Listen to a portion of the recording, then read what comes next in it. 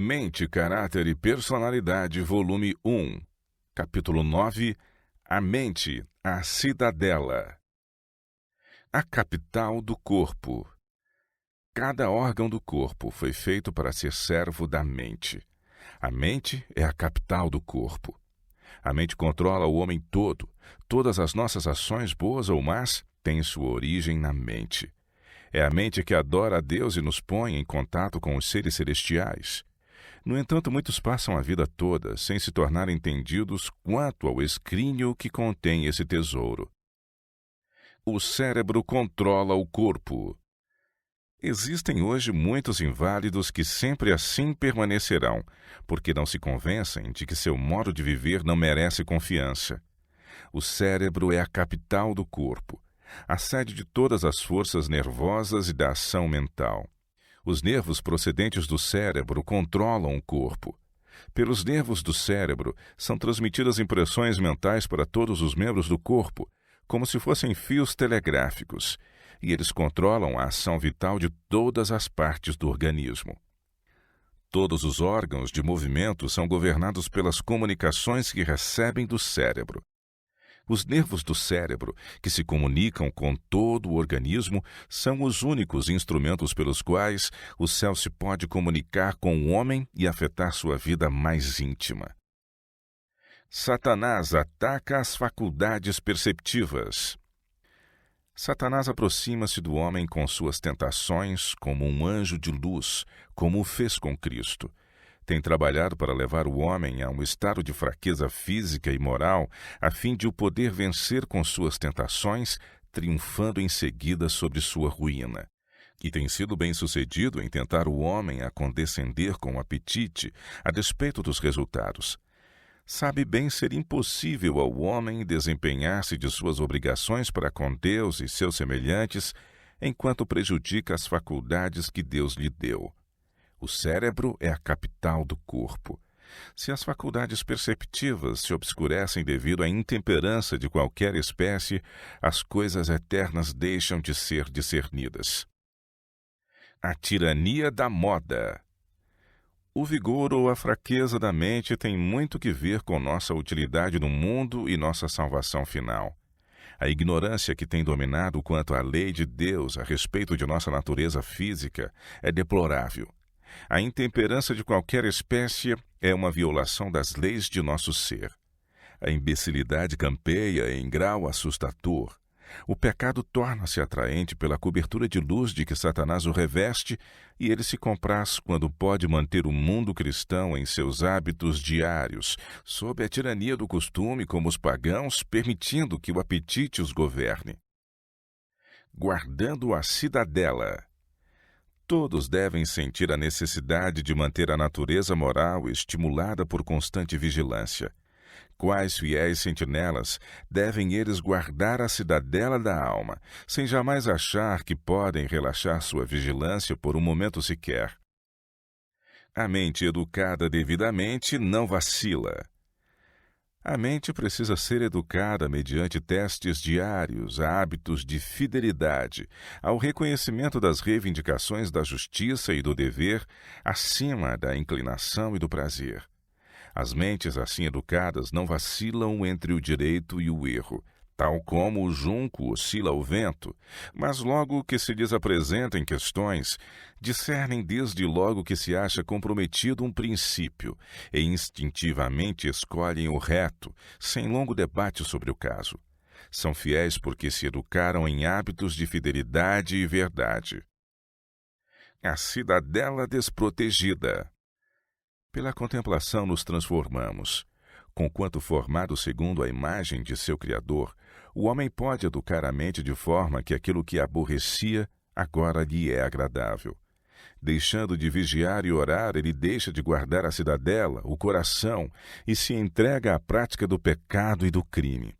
A mente se avilta e é impossível erguê-la da corrupção enquanto está sendo educada a escravizar as faculdades morais e intelectuais, levando-as à sujeição a crassas paixões.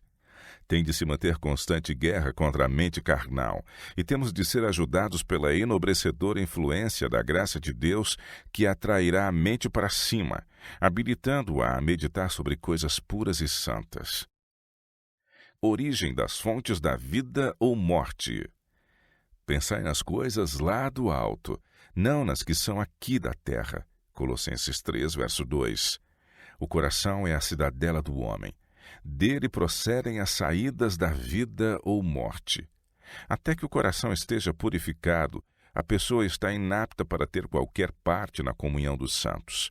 Porventura, o perscrutador dos corações não sabe quem está se deixando ficar no pecado sem dar atenção à sua alma? Não tem havido uma testemunha das coisas mais secretas da vida de todos? Fui forçada a ouvir as palavras proferidas por alguns homens às senhoras e meninas, palavras de lisonja, palavras que enganavam e envaideciam. Satanás usa todos esses recursos para destruir almas. Alguns de vós podem deste modo ter sido agentes seus. Se assim é, tereis de defrontar esses fatos no juízo. Dessa classe, disse o anjo, seu coração jamais foi dado a Deus. Cristo não está neles. A verdade não está. Seu lugar acha-se ocupado pelo pecado, engano e falsidade. Não creem na palavra de Deus, nem procedem segundo ela. Bem-estar, com descendência própria, segurança, traidores junto dos muros. Foi quando os israelitas se achavam em uma condição de comodidade e segurança exterior que foram levados ao pecado. Deixaram de conservar a Deus sempre diante de si, negligenciaram a oração e acariciaram um espírito de confiança em si próprios. A comodidade e condescendência consigo mesmos deixaram desguarnecida a cidadela da alma, dando entrada a pensamentos aviltantes. Foram os traidores dentro dos muros que subverteram as fortalezas do princípio e traíram Israel ao poder de Satanás. É assim que Satanás ainda procura conseguir a ruína da alma. Uma longa operação preparatória desconhecida ao mundo tem lugar no coração, antes que o cristão cometa francamente o pecado. A alma não desce de pronto da pureza e santidade à depravação, corrupção e crime. Leva tempo para que se degradem aqueles que foram formados à imagem de Deus, ao estado brutal e satânico. Pelo contemplar nos transformamos. Alimentando pensamentos impuros, o homem pode de tal maneira conduzir sua mente que o pecado que uma vez lhe repugnava tornar-se-lhe agradável. O fumo entorpece as sensibilidades. O fumo, qualquer a forma em que seja usado, afeta a constituição. E um veneno lento.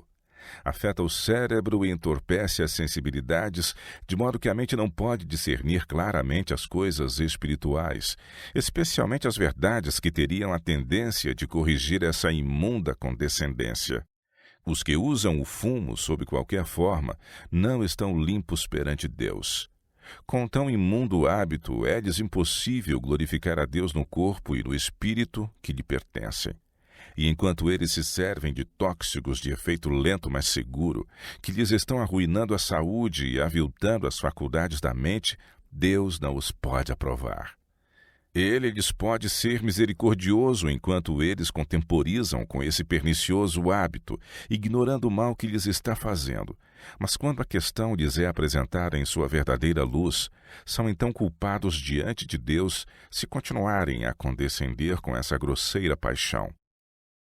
Escravos do álcool e das drogas. Por outro lado, busca Satanás seduzir os jovens para a vereda da perdição. E se consegue uma vez levar-lhes os pés para esse caminho, incita-os avante em sua carreira descendente, levando-os de uma a outra dissipação, até que suas vítimas perdem a sensibilidade de consciência, não mais tendo diante dos olhos o temor de Deus. Exercem cada vez menos domínio próprio, ficam habituados ao uso do vinho e do álcool, do fumo e do ópio, e vão de um a outro estágio de aviltamento. São escravos do apetite. O conselho que uma vez respeitavam, aprendem a desprezar. Tomam uma atitude jactanciosa e gabam-se de liberdade quando se acham servos da corrupção. Têm por liberdade o serem escravos do apetite e da licenciosidade egoístas e baixos. Armas de Satanás.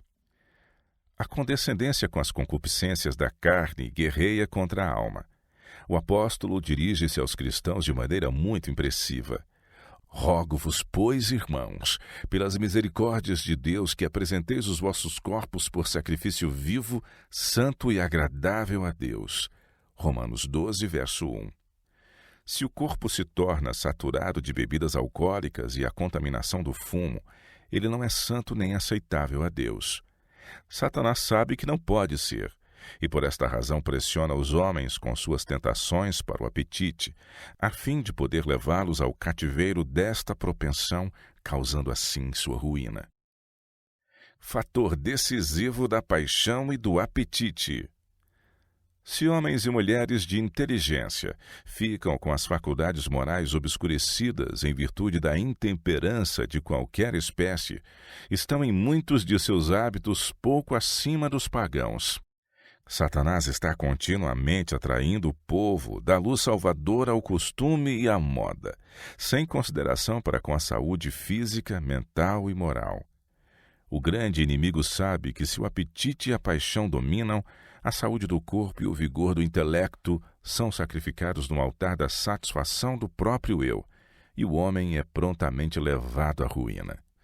Se a esclarecida inteligência mantém as rédeas, governando as propensões da parte animal, mantendo-as em sujeição às faculdades morais, Satanás bem sabe ser bem fraco seu poder de derrotar com tentações. O que poderia ter sido? Houvessem os pais nas gerações passadas, com firmeza de propósito, conservado o corpo em sujeição à mente e não permitissem que o intelecto fosse escravizado pelas paixões animais, haveria nesta geração diversa ordem de seres na terra.